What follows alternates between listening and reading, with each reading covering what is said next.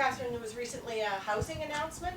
Yes, there was a housing announcement recently by the federal minister responsible for housing, and it was put out there as affordable housing when really it isn't. The criteria is that at least 20% of the units would be 30% of average household income. In Ottawa, the average household income is approximately $109,000. So that means that they will meet the criteria if they offer these units for $2,700.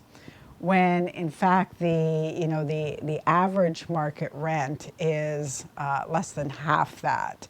40% of the National Housing Strategy is going towards this rental construction financing. So it creates a frustration because here we are at the municipal level where we're seeing the effects of homelessness, of housing insecurity.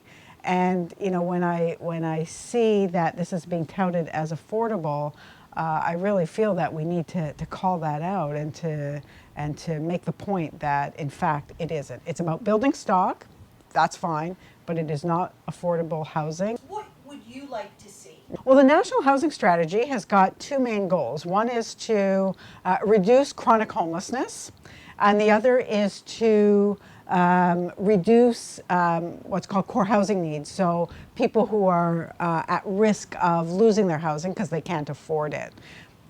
For those households, and most of them are on our wait list, we don't need to build new housing. They are in housing, it's adequate, it's the right size, it's well maintained, but they just can't afford it and they're always at risk of falling into homelessness. So for that group of people, we just need rental allowances. We need to help them out.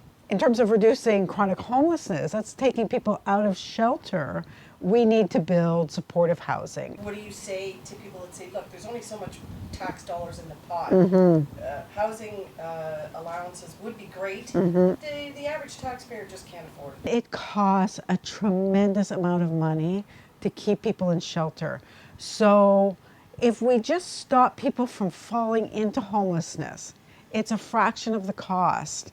And then they do better and they pull themselves out of poverty. We know that happens. Fiscally, it makes so much more sense just to keep people from falling into homelessness.